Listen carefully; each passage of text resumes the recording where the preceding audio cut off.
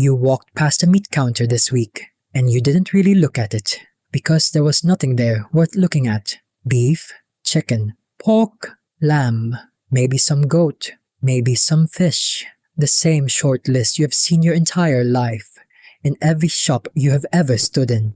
Now here is something you have never once noticed. There is an animal missing from that counter. Not a rare one, not an exotic one. There are roughly 60 million of them alive on this planet right now. You have seen them your whole life. You could draw one from memory, and you have almost certainly never eaten one. So why isn't the horse food?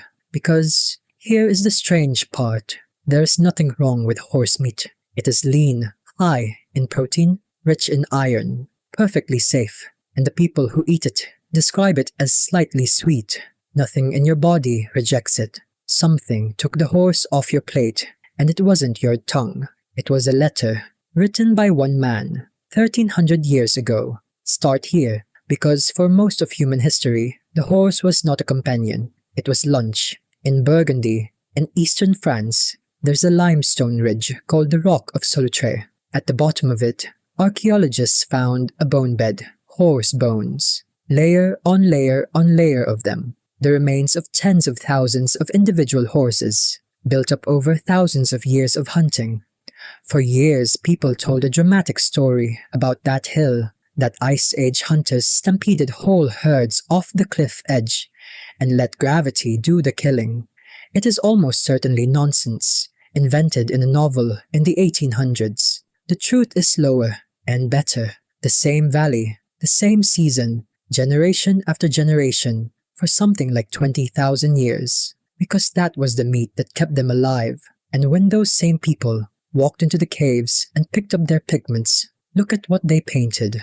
Not the wolf, not the bear, the horse. Again and again, across the whole of Ice Age Europe, they weren't painting a pet, they were painting dinner. Then, out on the grasslands of Central Asia, we did something to the horse that we had never done to a food animal before. We got on its back, around 3,500 years before the Common Era, at a site called Botai in northern Kazakhstan. Archaeologists found horse teeth carrying the exact wear, a bit leaves in a mouth. They found pottery soaked with the fatty residue of mare's milk. People there were keeping horses, milking them, controlling them. And here is a detail almost nobody knows. Genetic work led by Ludovic Orlando, published in 2021, showed the Botai horses are not the ancestors of the horse you know today. That horse came later, out of the steppes north of the Caucasus, roughly 4,000 years ago, and once it appeared,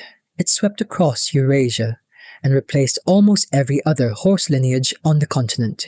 Because a rideable horse is not an animal, it is a technology. A cow gives you one thing, meat. A horse gives you distance, speed, cavalry, plowing, messages, trade, war. Overnight, a single animal became your car, your tractor, your telephone, and your army. And you do not eat your car, even when it breaks down, especially when it breaks down. So the horse didn't leave the menu because it tasted bad. It left because it became too useful to chew. Except that is not the real answer, because people kept eating horses anyway, for another 3,000 years, right across Northern Europe, happily. Now, here is where it gets uncomfortable.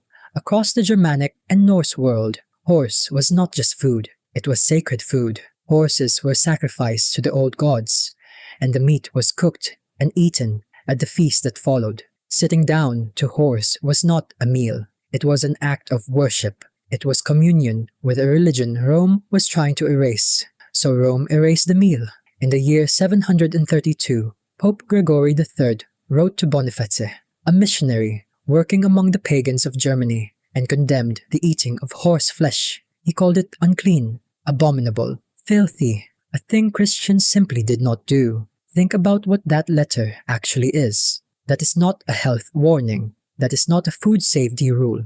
That is a targeted strike on somebody else's religion, delivered through their dinner. And it worked. It worked so completely that 13 centuries later, you inherited the disgust and never once asked where you picked it up. Not everybody folded.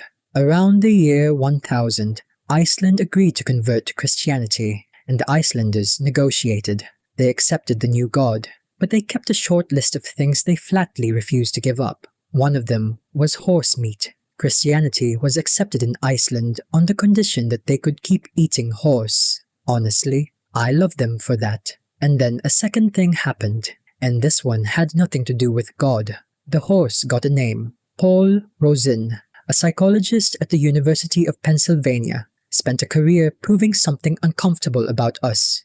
Disgust is not an instinct, it is taught. Small children are disgusted by almost nothing.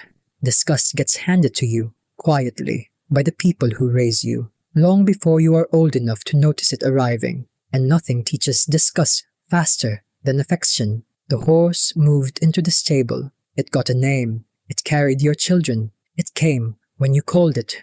Sometimes it got buried instead of butchered. And an animal that knows your voice is not an ingredient. It is a relationship. Britain learned this the hard way. In 1868, a group of enthusiasts threw a grand banquet at the Langham Hotel in London. An entire menu of horse soup, horse fillet, horse in every form imaginable, laid on to persuade the British public that this was respectable food. The guests were polite.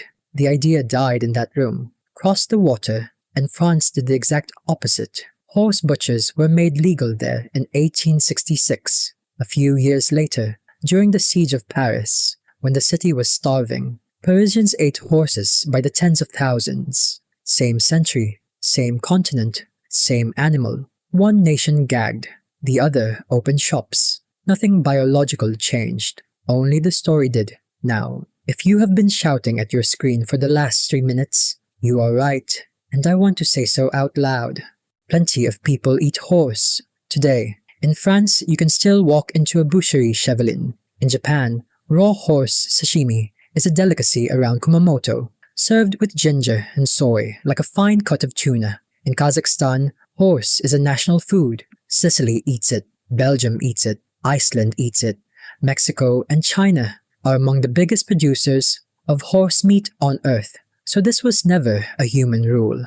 It was a religious rule that hardened into a Western habit, and then hardened again into a feeling in your stomach. And if you want proof of how thin that feeling really is, look at 2013. Testing across Europe found horse DNA in products being sold as beef. Some frozen lasagna turned out to be almost entirely horse. Millions of people had been eating it for months. Not one of them noticed by taste. The outrage began the moment the label changed. Not the meat, the label. So look at what we actually did to this animal. We hunted it for tens of thousands of years. We painted it on cave walls because it fed us. We climbed onto its back and turned it into an engine. We offered it to gods we no longer believe in. We banned it in order to bury those gods. We gave it a stable and a name and a place in the family, and then we forgot we had ever done any of it. So go back to that meat counter. Nothing on that shelf is there because it is the most edible thing available. It is there because it was useful enough to farm and never quite loved enough to protect. The cow is not more edible than the horse. It is just less useful and less loved. Your disgust is not an instinct. It is inherited paperwork. You never decided the horse wasn't food. A letter decided it for you 1,300 years ago, and you have been obeying it your whole life without ever being told it exists.